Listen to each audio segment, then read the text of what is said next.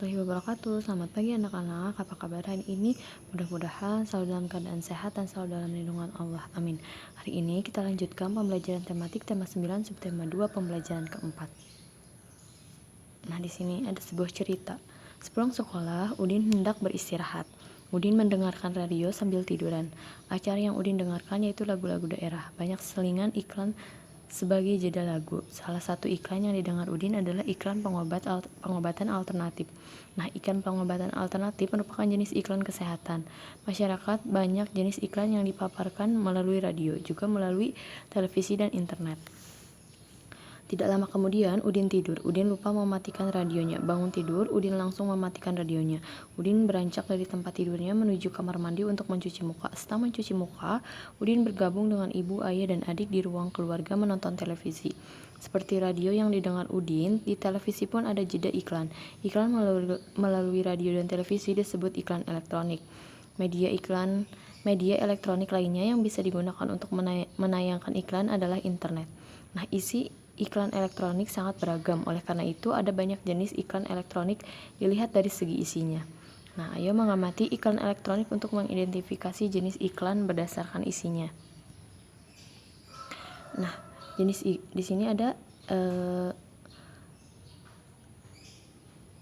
ada iklan dari segi isinya. Nah, yang pertama ada iklan di televisi.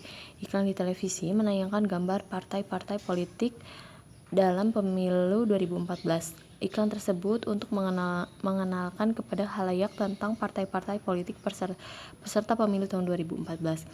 Melalui iklan tersebut, masyarakat dapat mengetahui partai-partai politik yang akan mereka pilih sesuai isi hati nurani tanpa adanya pemaksaan dari pihak manapun.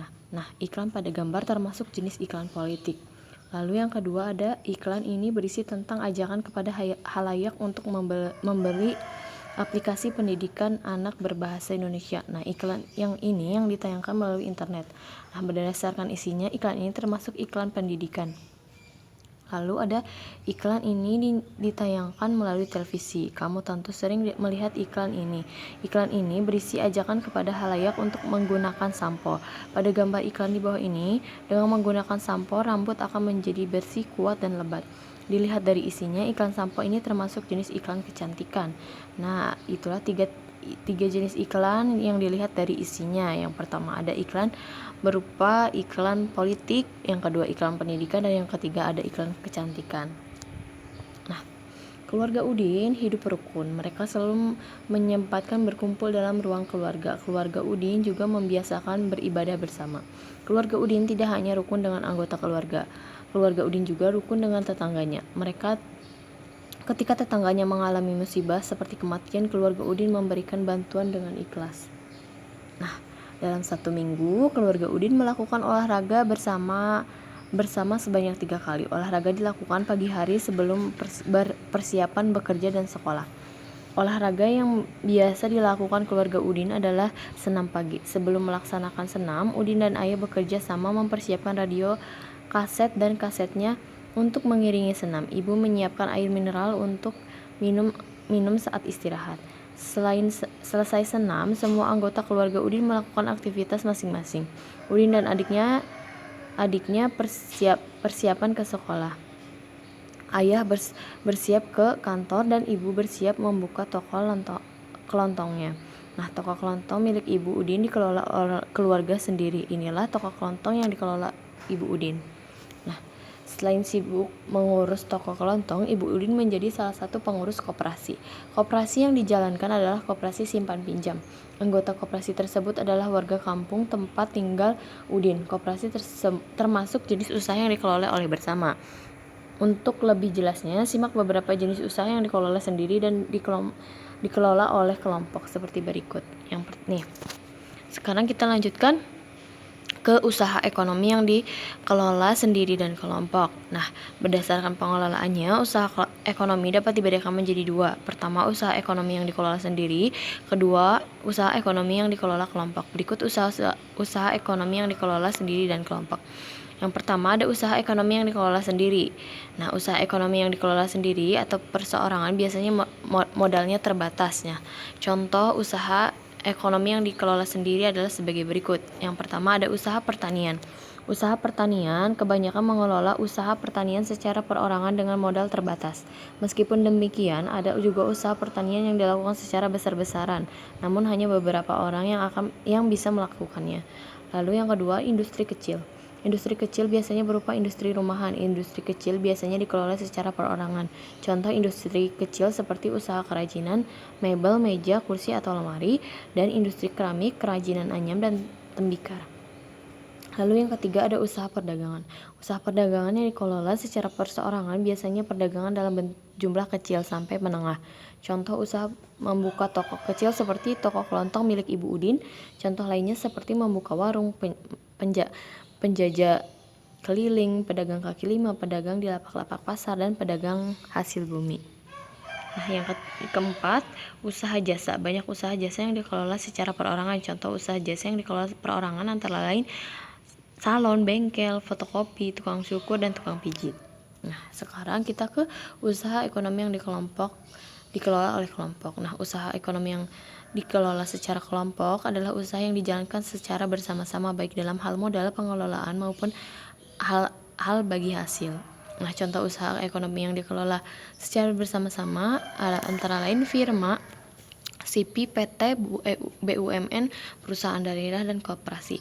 Firma adalah perusahaan yang didirikan oleh sedikitnya 2 orang. Biasanya pendiri firma adalah orang-orang yang sudah saling kenal. Setiap anggota firma mempunyai hak untuk bertindak atas nama firma. Resiko tindakan anggota firma ditanggung bersama. CV, komoditer, ventoship atau persekutuan komoditer.